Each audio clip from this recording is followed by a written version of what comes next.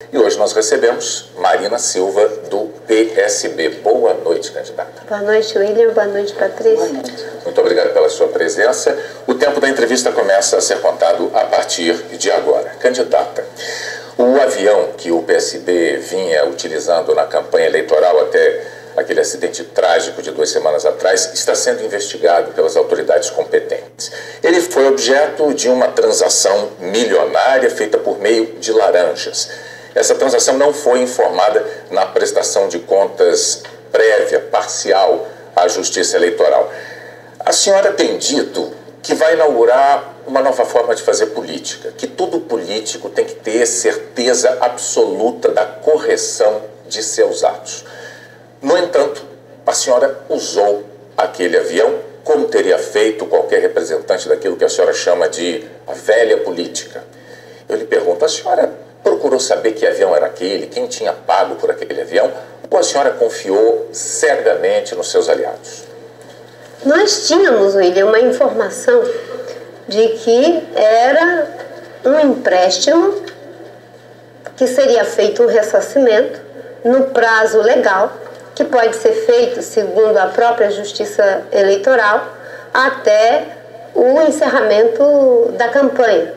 E que esse ressarcimento seria feito pelo Comitê Financeiro do candidato. Existem 2 formas, 3 formas, aliás, de fazer o provimento da campanha. Pelo partido, pelo Comitê Financeiro do candidato e pelo Comitê Financeiro da coligação. Nesse caso, pelo Comitê Financeiro do candidato. Essas informações eram as informações que nós tínhamos. A senhora sabia dos laranjas? Essa informação foi passada para a senhora como candidata à vice-presidência? Não tinha nenhuma informação quanto a qualquer ilegalidade referente à postura dos proprietários do avião.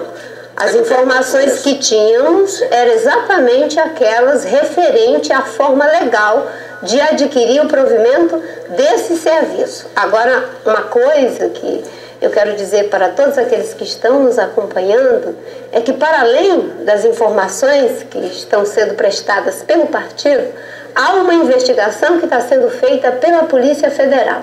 E o nosso interesse e a nossa determinação é de que essas investigações sejam feitas com todo o rigor para que a sociedade possa ter os esclarecimentos e para que não se cometa uma injustiça com a memória de Eduardo. Candidata, quando os políticos são confrontados ou cobrados por alguma irregularidade, é muito comum que eles digam que não sabiam, que foram enganados, que foram traídos, que tudo tem que ser investigado, que se houver culpados eles sejam punidos. Este é um discurso muito comum aqui no Brasil e é o discurso que a senhora está usando neste momento. Eu lhe pergunto, em que esse seu comportamento difere do comportamento que a senhora combate tanto da tal velha política?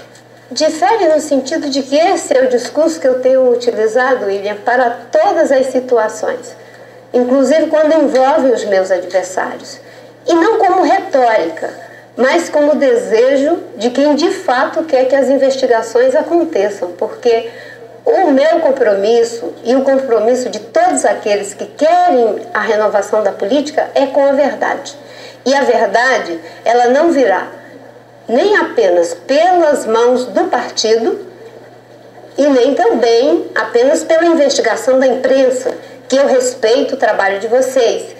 Ela terá que ser aferida pela investigação que está sendo feita pela Polícia Federal. Isso não tem nada a ver com querer tangenciar ou se livrar do problema. Muito pelo contrário, é você enfrentar o problema para que a sociedade possa, com transparência, ter acesso às informações. O compromisso é com a verdade. Agora, é que a senhora tem uma postura bem rigorosa no que diz respeito à ética no discurso quando a senhora se dirige aos seus adversários. Esse rigor ético que a senhora exige dos seus adversários nos faz perguntar e insistir se a senhora, antes de voar naquele avião, não teria então deixado de fazer a pergunta obrigatória se estava tudo em ordem em relação àquele voo. Não lhe faltou o rigor que a senhora exige dos seus adversários? O rigor é tomar as informações com aqueles que deveriam prestar as informações em relação à forma como aquele avião estava prestando o serviço.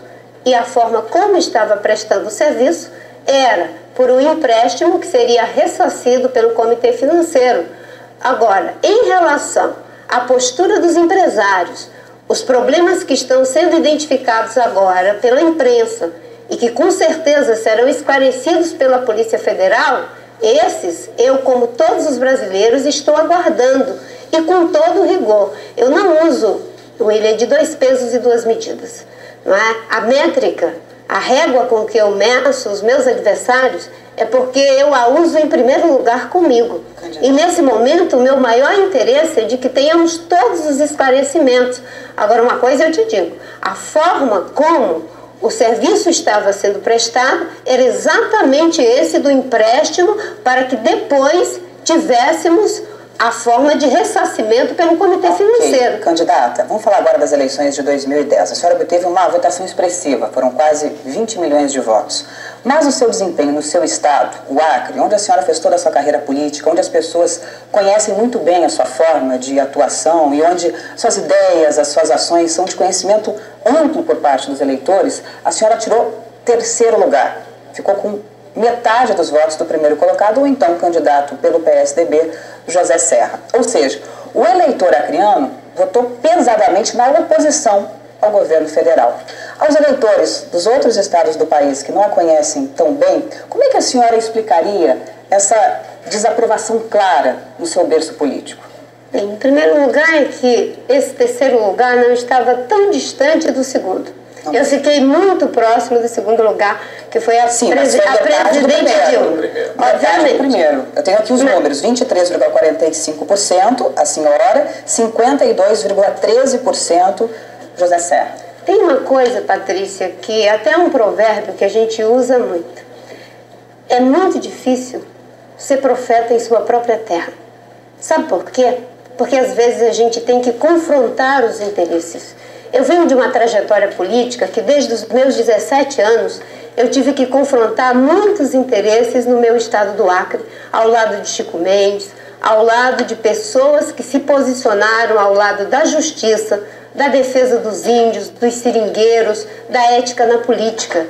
Isso fez com que eu tivesse que seguir uma trajetória que não era o caminho mais fácil. Aliás, na minha vida nunca é fácil, não é? E, nesse caso, eu era candidata por um partido pequeno, em que... Não, mas deixa eu esclarecer para que você... Para que a gente possa seguir aqui e fazer outras Exatamente. Perguntas. É justo por um partido pequeno, concorrendo contra 2 máquinas muito poderosas, com 1 minuto e 20 segundos de televisão. E, mesmo assim, a candidata do PT, que tinha o governo do Estado, senadores, deputados, vereadores, prefeitos... Eu fiquei muito próximo a ela. O que eu quero dizer é o seguinte: o berço político de um candidato é onde ele é mais conhecido pelos eleitores. Isso pode ser uma enorme vantagem para um candidato ou não, no seu caso não foi. Não seria como se os acreanos estivessem dizendo uma variação daquele velho ditado: quem não a conhece que vote na senhora? Talvez você não conheça bem a minha trajetória. Conheço. Conheço. Como senadora... Não, mas eu faço questão de dizer, porque eu acho que você tem um certo desconhecimento do que significa ser senadora vindo da situação que eu vim. Eu não sou filha de político tradicional, não sou filha de nenhum empresário, porque no meu estado, até a minha eleição para ser senador da República, era preciso ser filho de ex-governador, era preciso ser filho de alguém que tivesse, de preferência, um jornal, uma TV e uma rádio para falar bem de si mesmo e falar mal daqueles que ficavam defendendo a justiça. A culpa dos acreanos, então? Não é culpa dos acreanos, é culpa das circunstâncias. Os acreanos foram muito generosos comigo e muitas vezes. Eu já cheguei a ficar 4 anos sem poder andar na metade do meu estado. Sabe por quê? Porque queriam fazer uma estrada sem estudo de impacto ambiental, sem respeitar a terra dos índios e as unidades de conservação. E eu não podia trocar o futuro das futuras gerações pelas próximas eleições. Eu preferi pagar o preço de até perder os votos. Mas lembra quando eu saí do Ministério do Meio Ambiente, que eu disse que eu perdia o pescoço, mas não perdi o juízo? Essa foi a minha trajetória no estado do Acre, essa tem sido a minha trajetória no Brasil, e é assim que eu quero governar o Brasil, fazendo aquilo que é necessário para as futuras gerações, e não o que é necessário para ganhar voto para as próximas eleições.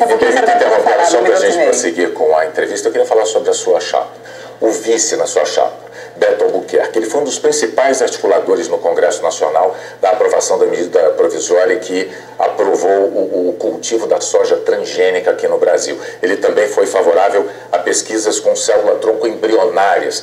São dois pontos em que ele se opõe a posições suas do passado. Além disso, ele aceitou doações de campanha quando candidato de setores da economia que a senhora não admitiria, setor de fabricantes de armas, fabricantes de bebidas. Esses exemplos não mostram que Marina e Beto Albuquerque são a união de opostos, aquela união de opostos tão comum na velha política, apenas para viabilizar uma chapa, para viabilizar uma eleição. O que é que há de novo nessa política, candidato? Em primeiro lugar, mais uma vez eu quero trazer as informações para que a gente possa trabalhar com a realidade dos fatos. Uma questão fundamental: nós somos diferentes. E a nova política sabe trabalhar na diversidade e na diferença. Agora, o fato do Beto ter uma posição diferente da minha em relação a transgênico em um aspecto. Há uma lenda de que eu sou contra os transgênicos, mas isso não é verdade.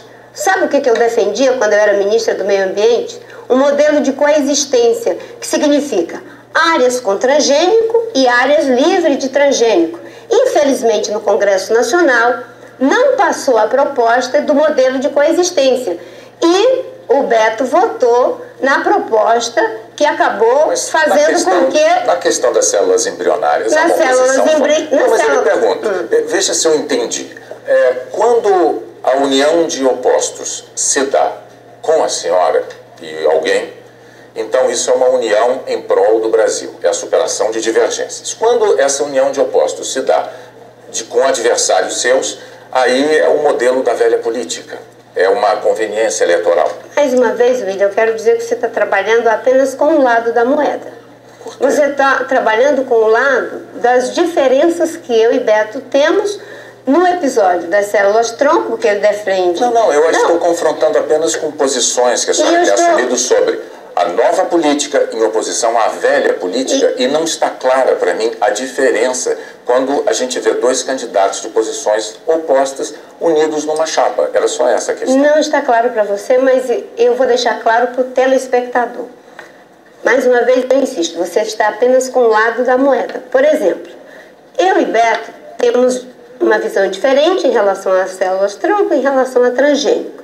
Mas tivemos um trabalho juntos no Congresso Nacional, quando ele foi o relator da Lei de Gestão de Florestas Públicas do Ministério do Meio Ambiente, que criou o Serviço Florestal e que me ajudou a aprovar a Lei da Mata Atlântica e tantas outras medidas importantes para o Ministério do Meio Ambiente.